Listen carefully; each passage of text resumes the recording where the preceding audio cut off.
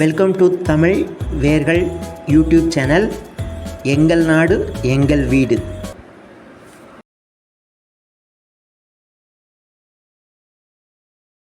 ஒரு காலத்தில் பண்டைய சீனாவில் லாவோ என்ற ஒரு ஞானி இருந்தார்.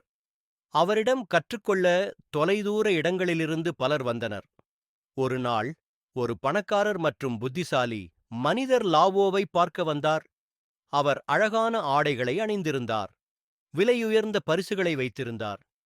மேலும் பெருமையுடன், நான் பல புத்தகங்களை படித்திருக்கிறேன், எனக்கு நிறைய விஷயங்கள் தெரியும், உங்கள் ஞானத்தையும் கற்றுக்கொள்ள விரும்புகிறேன் என்று கூறினார்.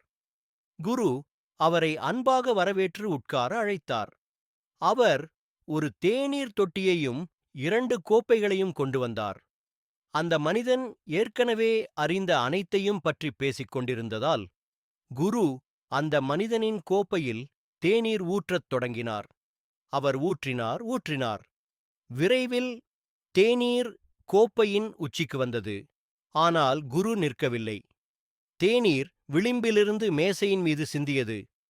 நிறுத்து, அது நிரம்பியுள்ளது என்று அந்த மனிதன் கத்தினார். உனக்கு புரியவில்லையா? குரு அமைதியாக புன்னகைத்து, ஆம், உன் மனதைப் போலவே என்றார். அந்த மனிதன் குழப்பமடைந்தான். என்ன சொல்கிறாய்? உங்கள் சொந்த எண்ணங்களாலும் அறிவாலும் நீங்கள் மிகவும் நிறைந்திருக்கிறீர்கள் என்று குரு கூறினார். புதிதாக எதற்கும் இடமில்லை. நீங்கள் கற்றுக்கொள்ள விரும்பினால் முதலில் உங்கள் கோப்பையை காலி செய்யுங்கள். பணக்காரர் தனது நிரம்பி வழியும் தேநீரை பார்த்து இறுதியாக புரிந்து கொண்டார்.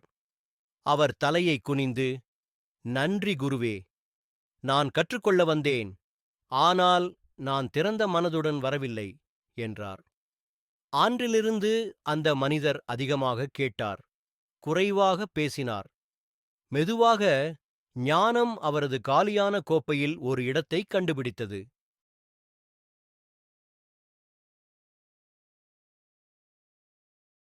சீனாவில் ஒரு அமைதியான கிராமத்தில் நைனாய் என்ற ஒரு வயதான பெண்மணி நீண்ட காலத்திற்கு முன்பு வசித்து வந்தார்.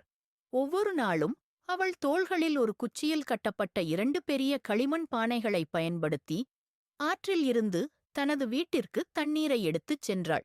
ஒரு பானை சரியானது, ஆனால் மற்றொன்றில் ஒரு சிறிய விரிசல் இருந்தது. அவள் வீட்டை அடைந்தபோது உடைந்த பானையில் பாதி தண்ணீர் கொட்டிவிடும்.